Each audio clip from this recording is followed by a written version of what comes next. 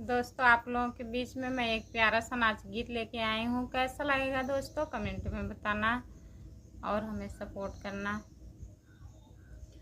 गोरी बदन पे काली जुल्फिया काहे पिया फहरावेला।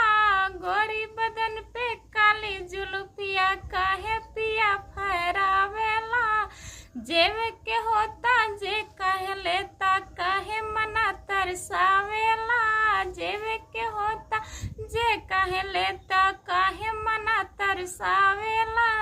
गोरी बदन पे काली जुल्फिया काहे पिया फहरावेला। गोरी बदन पे काली